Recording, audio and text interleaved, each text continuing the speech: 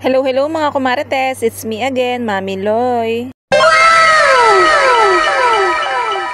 For today's vlog mga kumarites, ayan, bababa na nga tayo at kakaawas ko nga lang galing trabaho. Kaya naman dali-dali na nga ako naglagay nitong aking sunscreen. Lagi ko nga yan dala dahil kapag ka nga OT kami, tanghali na nga kami nalabas. Tapos pag inahatid pa ako ng aking asawa sa bahay, ay nakamotor pa nga kami. Kaya kailangan talaga bago bumaba ay maglalagay na nga tayo nitong ating sunscreen. Kaya kung pansin nyo nga ay hindi nga nangingitim ang aking mukha dahil palagi nga tayo naglalagay ng sunscreen. At bago nga ako pumunta dun sa pinagtatrabahuhan ng aking asawa ay dumaan nga muna ako dito sa bilihan ng halo-halo. Dito nga pala yan sa San Nicolas at dito yan sa tapat ng Alphamart. At bukod nga sa halo-halo ay meron nga din silang tindang mga milk tea at saka mga iced coffee. Pero dahil halo-halo nga ang ating kinikrave ay yun nga ang aking in-order. Maliit nga lang pala yung in-order ko at isa nga lang para lang sa akin. Dahil yung anak ko nga ay may pasok pa. At isa pa nga pagka nga binilhan mo ng halo-halo yung aking anak ay yung sabaw lang ang kinakain. At ayan, shoutout nga po pala sa may-ari nitong Sip Bite. At napacheck up pa nga ako dito dahil naging kaklase nga pala ito ng aking asawa. At ayan, kung nagkikrave nga kayo ng halo-halo ay dito na nga kayo bumili. Overload talaga yung halo-halo nila dito dahil nga kumpleto sa sahog.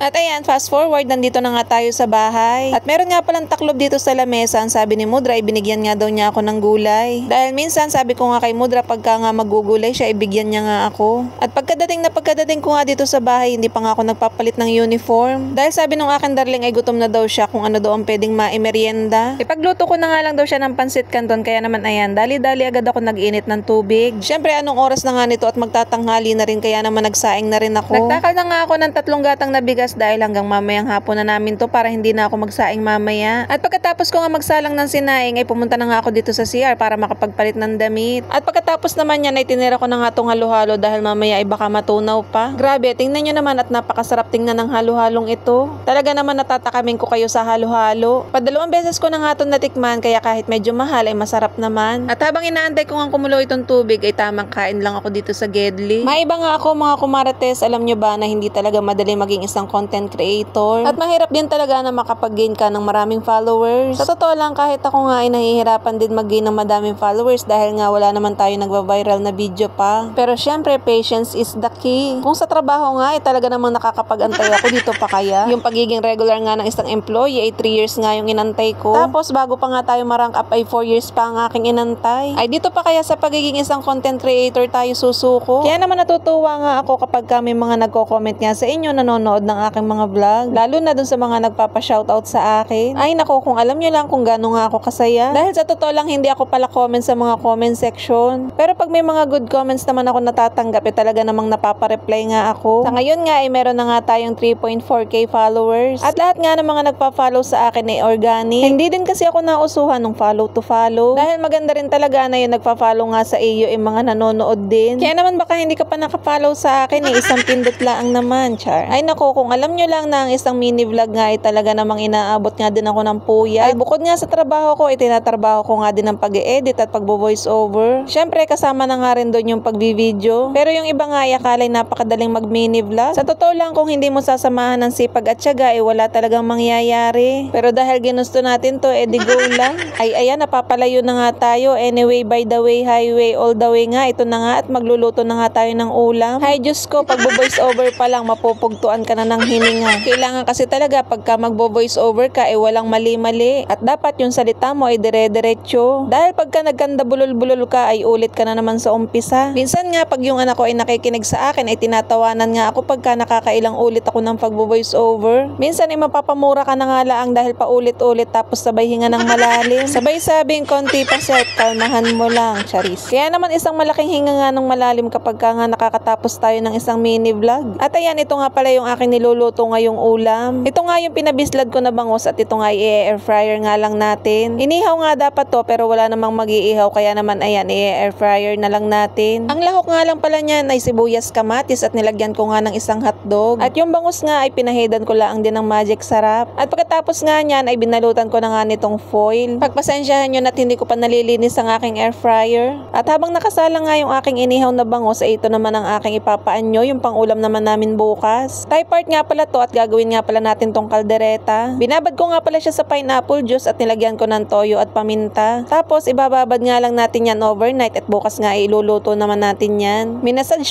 ko nga lang pala yan para manuot nga yung lasa ng pineapple at nilagay ko na nga dito sa chiller. Sa dami ko nga ginawa, ayan, natunaw na nga itong ating halo-halo. O siya, hanggang dito na lang muna. Thank you for watching. Bye!